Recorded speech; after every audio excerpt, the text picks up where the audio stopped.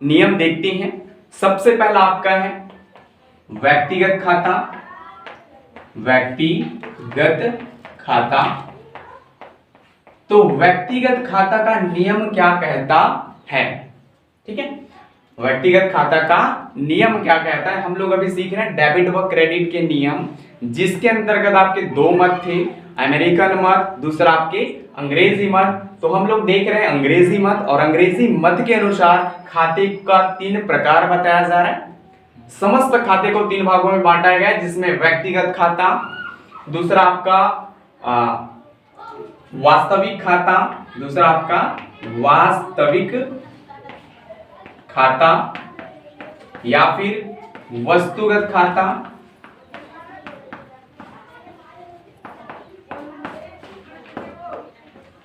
तीसरा आपका है नाम मात्र खाता। तो अब प्रत्येक का नियम देखते हैं कि आपका व्यक्तिगत खाता का नियम क्या कहता है।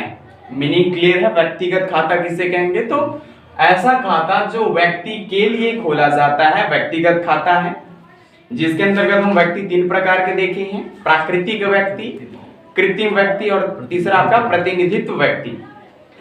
अब व्यक्तिगत खाता अगर आप पहचान लिए तो व्यक्तिगत खाता का नियम कहता है सर, पाने वाले को डेबिट किया जाता है। पाने वाले को डेबिट करना है, पाने वाले को डेबिट किया जाता है, और देने वाले को क्रेडिट।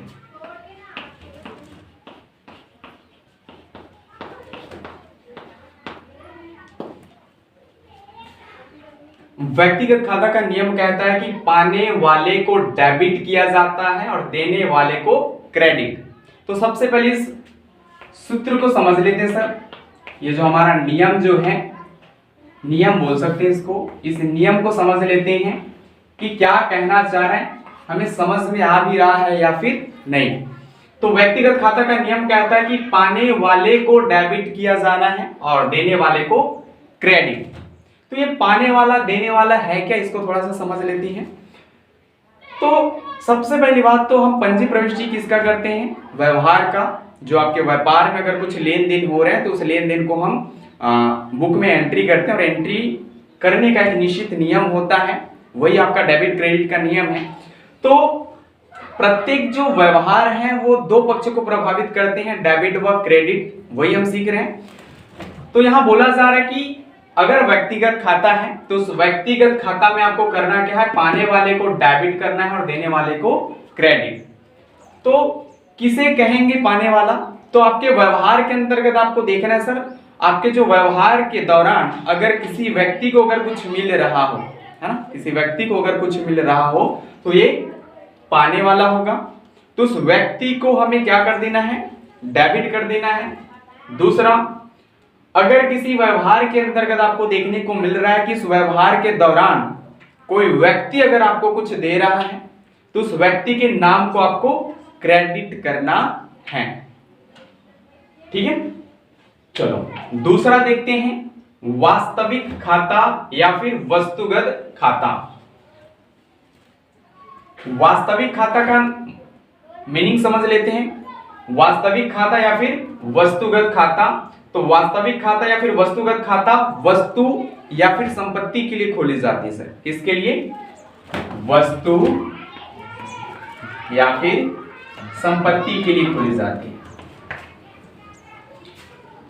तो वास्तविक खाता का नियम कहता है जो वस्तु या संपत्ति व्यापार में आए उसे डेबिट करना है,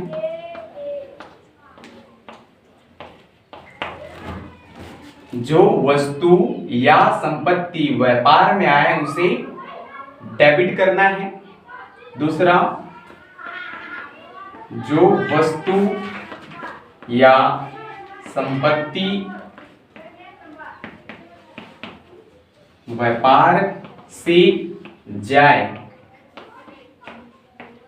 उसे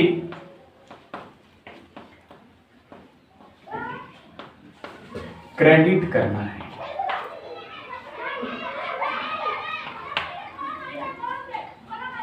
तो वास्तविक खाता का नियम कहता है, तो वास्तविक खाता हम खोलते ही क्यों है? वस्तु या फिर संपत्ति के लिए। वस्तु या फिर संपत्ति के लिए अगर खाता खोला जाए तो ये आपका वास्तविक खाता या फिर वस्तुगत खाता कहलाते हैं। तो वास्तविक खाता का नियम कहता है कि अगर कोई भी वस्तु या फिर संपत्ति अगर आपके व्यापार में आता है तो उस वस्तु या फिर संपत्ति के नाम को आपको डेबिट करना है। अगर किसी व्यवहार के दौरान अगर आपके जो वस्तु या फिर संपत्ति व्यापार से जाते हैं तो उस वस्तु या फिर संपत्ति के नाम को आपको क्रेडिट करना है। क्लियर है?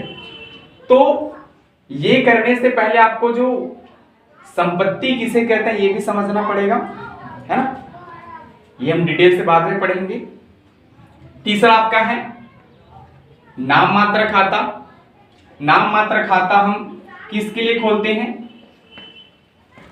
व्यय, हानि या फिर आय लाभ के लिए। नाम मात्र हम किसके लिए खोलते हैं? अगर कोई व्यय या फिर हानि हो रही हो या फिर आय या फिर लाभ हो रही हो तब हम नाम मात्र खाता खोलते हैं। नाम मात्र खाता का नियम कहता है व्यय या फिर हानि को डेबिट करना है,